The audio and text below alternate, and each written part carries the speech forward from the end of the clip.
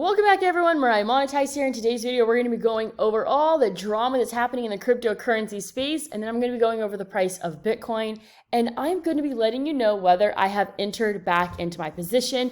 As many of you know, I've been in cash for a really long time, and Bitcoin is fairly well below my sell price, so I'll be getting into that today. So I'm going to try to set the stage here of exactly everything that's happening with the FTX situation and what has brought the price of Bitcoin down quite significantly today. Okay, so let's go and start out by saying that Alameda Research, maybe they're located in Alameda County. Alameda Research and FTX, okay, are connected because Sam Friedman basically started Alameda and then he started FTX. So the connection exactly, like legally, is unclear, but there is a connection between the two. Alameda provides liquidity for FTX. Okay, financial documents from Alameda were released and there were red flags, okay? Things were not looking good at Alameda. So this kind of caused a little bit of like, okay, well, then what's happening over at FTX? Then we saw some tweets from the Binance CEO, CZ, and he was like not exactly clear, but he was basically creating a lot of FUD, whether it was true or not, about FTX, about withdrawals, saying that Binance was going to sell their FTT tokens. So FTT tokens are the tokens of FTX. If you trade on the FTX exchange with FTT tokens, you get a discount on your trades, just like BNB tokens are used at Binance for being able to trade with lower fees. Binance is an early investor in FTX, and part of their equity deal included FTT tokens. CZ said that he was going to be selling the tokens.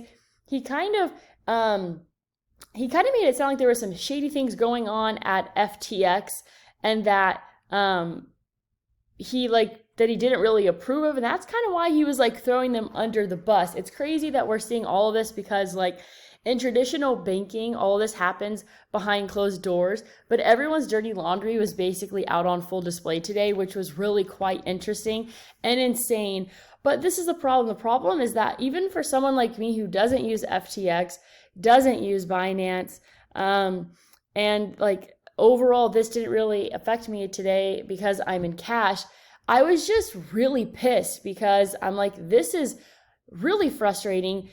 Like FTX was supposed to be the biggest exchange that was saving everyone. So everyone's like, well, shoot, if FTX was saving Voyager and saving BlockFi, and then now they have to get saved, what is really happening? Can we really trust these exchanges? Which we know we can't. We know that fractional reserve banking basically happens in the crypto space with exchanges, unfortunately. But you know what I said, or what I was thinking? I don't really watch baseball that often, but when I passed by a television that was playing an MLB game and I saw the umpires wearing an FTX logo and they were being advertised on the umpire's uniform, like I can only imagine how much that cost. I was like, red flag, like spending quite a bit. FTX also is like a sponsor of, I think, the Miami Heat Stadium, to where we see CZ basically saying that, they're, although it's tempting, like they're not going to spend money on like Super Bowl commercials and things like that. So definitely a more conservative approach, but at the same time, people think that Binance is shady. Like Bloomberg, showed up there one time to like conduct an interview and there was like not a single soul in the office, just weird things like that. So I'm just like, who can be trusted? I mean, I use Kraken and I use Gemini. And so if you want to get started with Gemini, I have a link down below for that. And definitely get your stuff off exchanges. If you're not actively trading, use a Ledger Nano S, okay? I don't think many people expected FTX to go down, but I personally never used FTX. So there's a little bit more, or a lot more to the story, but I kind of just wanted to give you like a quickly as possible kind of scope of things of what exactly is happening. So just a lot of trust was lost in the crypto space today. It felt weird. It felt odd. It felt different than Celsius going down. It was just a really odd situation. Before we get to the price of Bitcoin, I want to quickly mention iTrust Capital. If you want to get $100 in free Bitcoin today, you can set up an iTrust Capital account, or you can set up a Roth IRA. And here's the cool thing is that when you trade within your Roth IRA account, which is a retirement account, it is a non-taxable event. You do not pay any taxes on those trades, which is really cool. You just pay a 1% fee. And so not only can you buy Bitcoin within your iTrust Capital account, you can buy other coins, precious metals. So if you want to get started today, $100 in free Bitcoin, and go ahead and check out my link down below. So the FTT price absolutely tanked today. Well, let's see. This is today's candle because it's now switched, has, 22 and a half hours left. But this right here is the candle, the high of 22.21 and the low of $2.73, now trading at $5.90.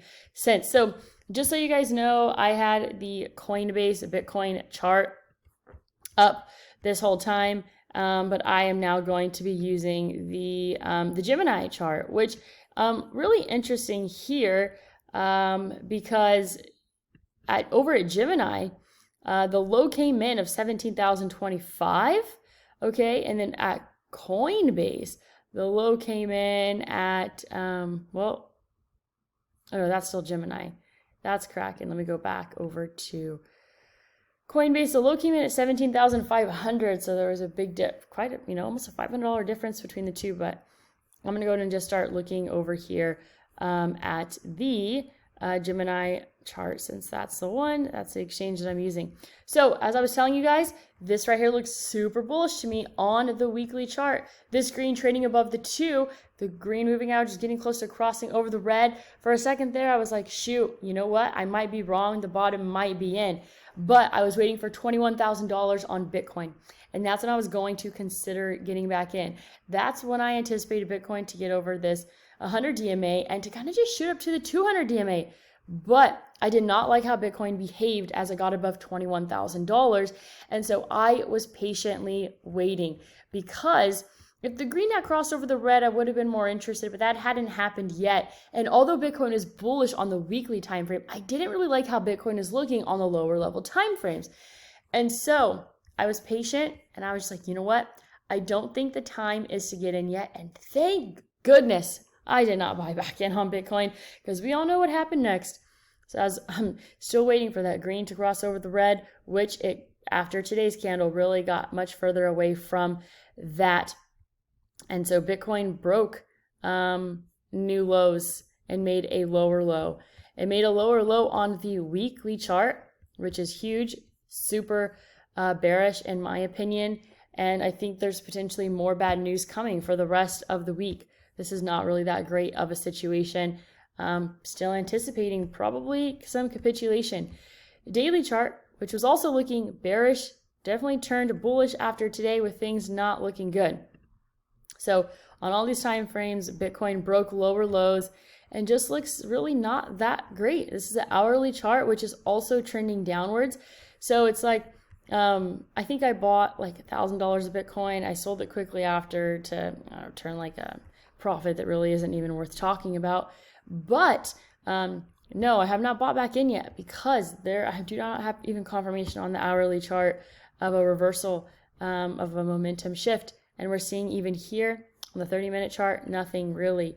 So staying super patient. Have not bought back into Bitcoin yet. I think we have lower lows in our future. So that's all that I have for you today. Check out my links down below for iTrust Capital. As always, go out there and create a portfolio that you love.